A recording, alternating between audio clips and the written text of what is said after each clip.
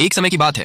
एक शांत जंगल में एक नाग और एक नागिन रहते थे। पेड़ों की छांव, पक्षियों की मधुर आवाज और बहती हवा के बीच उनकी छोटी सी दुनिया बेहद खुशहाल थी। दोनों हर पल साथ रहते, हंसते बोलते और अपने आने वाले भविष्य के सपने देखा करते थे। नागिन मां बनने वाली थी और यह बात दोनों के जीवन में नई उम्मीद और खुशियां लेकर आई थी। एक सुबह जब सूरज की किरणें धीरे धीरे जंगल को रोशन कर रही थीं, नाग ने मुस्कुराते हुए नागिन से पूछा, आज तुम कुछ ज्यादा ही खुश लग रही हो, क्या बात है? तुम्हें सच में नहीं पता या बस मुझसे सुनना चाहते हो? पता तो है, लेकिन तुम्हारे मुंह से सुनने में जो खुशी है वो कहीं और नहीं। हम अब अकेले नहीं हैं।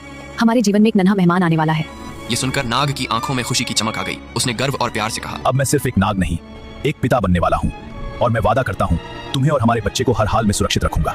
मुझे तुम पर पूरा भरोसा है। हम हमेशा साथ रहेंगे। नागिन ने सुकून से उसकी ओर देखा। उनकी दुनिया जैसे सपनों से भरी हुई थी, लेकिन किस्मत ने कुछ और ही सोच रखा था। अचानक आसमान से एक विशाल और डरावना कौवा उनके सामने आ उतरा। वाह, आज तो मुझे एक साथ दो शिकार मिल गए। तुम कौन हो जो हमारे शांत जीवन में खलल डाल रहे हो? मैं इस जंगल का सबसे खतरनाक शिकारी हूँ और आज तुम्हारा अंत तय है। जब तक मैं जिंदा हूँ कोई इसे छू भी नहीं सकता। प्यार, परिवार, ये सब कमजोरियों की निशानी है। आज मैं इन्हें खत्म कर दूंगा। अगर तुम्हें हमला करना है तो पहले मुझसे लड़ना होगा। आज मैं सिर्फ एक सांप नहीं, एक पिता हूँ। हम साथ हैं और साथ मिलकर हर मुश्किल का सामना करेंगे। बस फिर क्या था, तीनों के बीच एक भयंकर संघर्ष शुरू हो गया। नाग और नागिन ने पूरी ताकत से कौवा का सामना किया। उनकी एकता और साहस के आगे कौवा धीरे धीरे कमजोर पड़ने लगा। कुछ ही देर में कौवा घायल होकर जमीन पर गिर पड़ा। अपनी हार को सामने देखकर उसने चाल चली। वह कमजोर आवाज में बोला, मुझे माफ कर दो, मैं अब कभी किसी पर हमला नहीं करूंगा। सावधान रहो, यह छल भी हो सकता है। अगर यह सच में बदलना चाहता है तो हमें इसे एक मौका देना चाहिए। नहीं, यह सही समय नहीं है भरोसा करने का।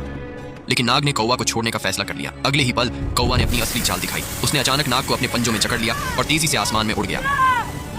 कौवा ने ठंडी हंसी के साथ नाग को एक गहरी खाई में गिरा दिया और कहा, प्यार और दया सिर्फ कमजोरों के लिए होते हैं। आगे उस गर्भवती नागिन के साथ कौवे ने क्या किया, जानने के लिए पार्ट 2 कमेंट करें।